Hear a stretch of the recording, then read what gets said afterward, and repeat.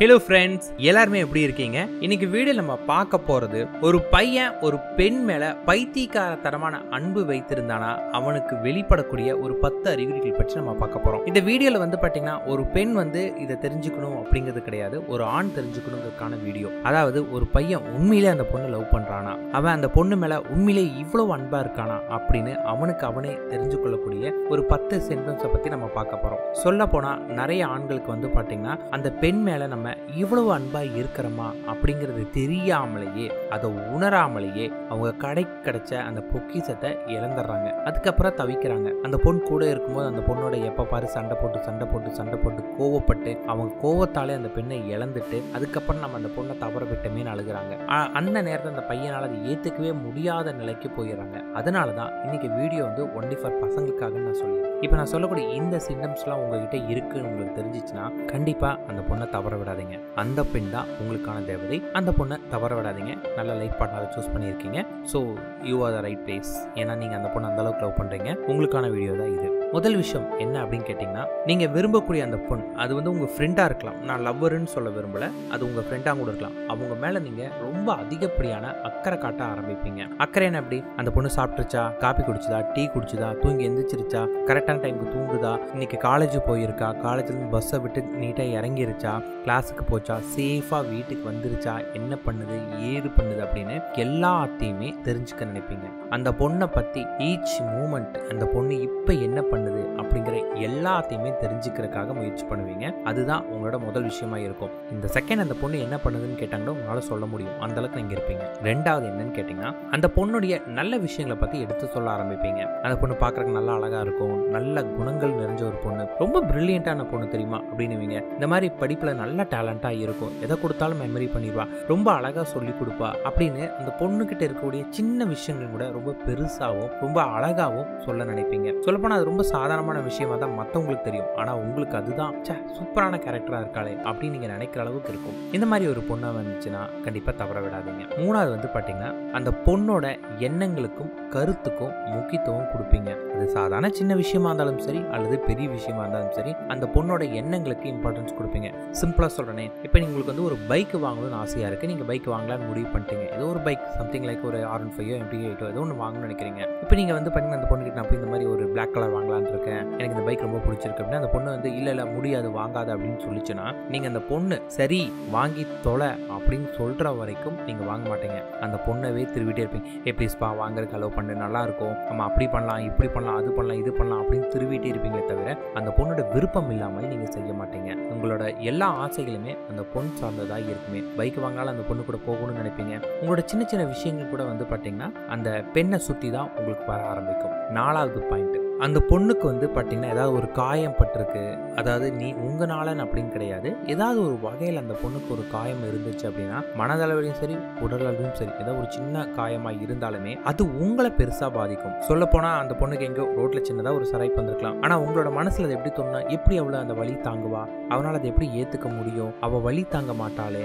அந்த உணர்வு அவனால ஏத்துக்கொள்ள முடியாது, சின்ன பொண்ணாச்சு குழந்தை மாதிரியாச்சு, சின்னதே அவனால வலி தாங்க முடியாது, எப்படி காயத்தை தாங்குவா அப்படின்னு நீங்க துடிச்சு போயிருவீங்க. ஒவ்வொரு நாளுமே ஒவ்வொரு மூமெண்ட்டுமே அதை நினைச்சு நீங்க ரொம்ப ரொம்ப ஃபீல் பண்ணுவீங்க. அவங்களோட வலியை உங்களால உணர முடியும். அவங்க எவ்வளவு பெரிய இதுவா இருந்தாலும் அதை நீங்க உணர்வீங்க. அந்த காயம் அந்த வலியை நீங்க அனுபவிப்பீங்க. அடுத்தது 5வது சிம்டம்ஸ், நிறைய நேரங்கள் அவங்களுக்காக காத்துட்டு இருப்பீங்க. இது எப்படின்னு கேட்டீங்கன்னா, இப்போ ஃபார் எக்ஸாம்பிள் இன்னைக்கு நீங்க ஒரு 9 மணிக்கு மீட் பண்றதா இருக்கு அப்படின்னா 8:45 நீங்க அங்கே போயிருவீங்க.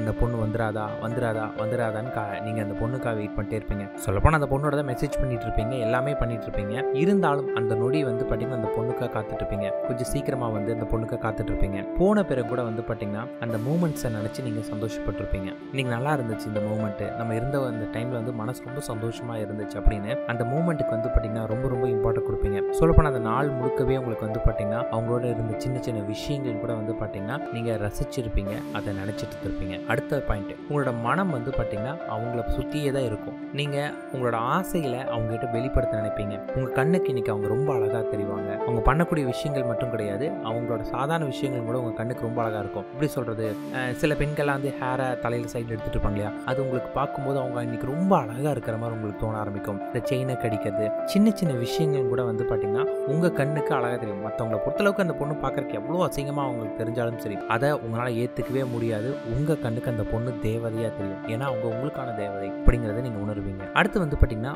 உங்களுடைய பர்சனலான விஷயங்கள், உங்களோட எல்லா பர்சனலான சீக்ரெட்டுமே அந்த பொண்ணுகிட்ட ஷேர் பண்ண பார்ப்பீங்க. உங்களோட எல்லா விஷயங்களையும், இப்போ நீங்கள் வந்து பண்ணீங்கன்னா அந்த பொண்ணு உங்களை ட்ரிங்க்ஸ் பண்ணக்கூடாது, தவறி நீங்கள் பண்ணிட்டீங்கன்னா பெரிய பிரச்சனையே ஆயிரும் அப்படின்னு இருந்தாலுமே அந்த பொண்ணுகிட்ட சொல்லி திட்டு வாங்கி என்ன ஆனாலுமே சரி, உங்களால் அவங்ககிட்ட எந்த ஒரு விஷயத்தையும் மறைக்க முடியாது. மறைக்க முடியாமல் பொய்ய சொல்லி மாட்டிக்கிட்டு கேவலப்பட்டு அசிங்கப்பட்டிருப்பீங்க. இது அடிக்கடிக்கு நடக்கும். நீங்கள் மறைக்கணும்னு நினைச்சாலும் மறைக்க முடியாத விஷயம் நடக்கும். அடுத்தது வந்து பார்த்தீங்கன்னா நீங்கள் மொபைல் பார்த்துட்டு இருக்கீங்க, உங்கள் மொபைல் ஏதாவது ஒரு சின்ன ஒரு கவிதை வருது, இந்த மாதிரி ஏதாவது ஒரு அழகான கிஃப்ட் வருது அப்படின்னா அந்த உடனே அந்த பொண்ணுக்கு அதை அனுப்பணும், அந்த பொண்ணுக்கு அதை வாங்கி கொடுக்கணும் அப்படின்னு நினைப்பீங்க. வாங்கி கொடுப்பீங்க. ஒரு சின்ன கவிதை உங்களுக்கு பிடிச்சவங்கன்னா அந்த கவிதை அவங்களுக்காகவே எழுதின மாதிரி இருக்கு அப்படின்னு நீங்கள் தோணுவீங்க. நம்மளாம் சொல்லுவோம் இல்லையா, இந்த பிக்கப் லைன்னு சொல்லிட்டு, இந்த பிக்கப் லைனில் நிறைய யூட்டிலைஸ் பண்ணுவீங்க.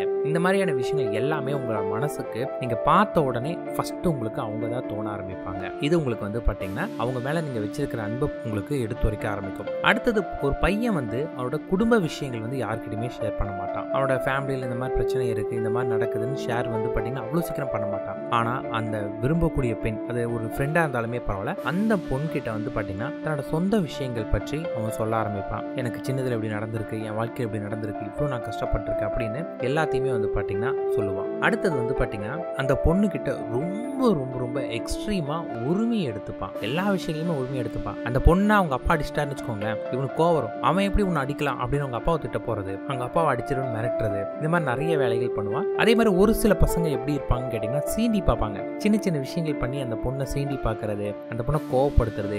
இன்னைக்கு இந்த பொண்ணு என் கூட பேசிச்சு, அந்த பொண்ணு எனக்கு மெசேஜ் பண்ணுச்சு, அந்த பொண்ணுக்கு என்ன பிடிக்குதுன்னு சொல்லிச்சு அப்படின்னு சொல்லி பசங்க வந்து வேற பொண்ணுகளை பற்றி சொல்லி சீண்டி பார்க்கறதுமே வந்து பார்த்தீங்கன்னா பசங்களுக்கு ரொம்ப பிடிக்கும். இதுவும் பசங்க நிறைய தடவை பண்ணுவாங்க. அதனால பிரச்சனைகளும் வரும், அந்த பிரச்சனையிலையும் மாட்டி இருப்பாங்க. ஆனால் இந்த மாதிரியான விஷயங்கள்லாம் அவன் வந்து பார்த்தீங்கன்னா நிறைய பண்ணிட்டே தான் இருப்பான். இது பற்றிக்கலாம். அடுத்தது வந்து பார்த்தீங்கன்னா அந்த பொண்ணை பற்றி நிறைய விஷயங்கள் வந்து பார்த்தீங்கன்னா அந்த பொண்ணுக்கே தெரியாத விஷயங்களை இந்த பையன் வந்து நோட் பண்ணுவான். நிறைய டைமில் வந்து பார்த்தீங்கன்னா அந்த பொண்ணு நம்ம இப்படியா பண்ணுறோம், நம்ம இப்படியா இருக்கோம், நம்ம இப்படி தான் செய்கிறோமா அப்படிங்கிறத அந்த பொண்ணு கூட நோட் பண்ணியிருக்காது. ஆனால் அந்த பையன் வந்து அந்த பொண்ணை பற்றி எல்லா சின்ன சின்ன மைனூட்டான விஷயங்கள் கூட நோக்கிட்டு அந்த பொண்ணுகிட்ட சொல்லுவா, நீ இப்படி தான் நடந்துக்கிற, நீ இந்த மாதிரி பண்ணுற, நீ ஏன் சிரிக்கும் போது இப்படி சிரிக்கிற, இப்படி சிரிக்காத, நல்லா இல்லை, ஷால் இப்படி போடாத, ஷாலுக்கு ஏன் நீ பின் குத்த மாட்டேங்கிற, ஷாலை கரெக்டாக போடு, ஷால் என்ன கழுத்துக்கு தான் போடுறதா, இந்த மாதிரி சின்ன சின்ன விஷயங்கள் கூட வந்து பார்த்தீங்கன்னா அந்த பொண்ணு அதை நோட்டே பண்ணியிருக்காது. ஆனால் இவன் எல்லாத்தையுமே நோட்டிஃபை பண்ணி அதை அந்த பொண்ணுகிட்ட சொல்லுவா.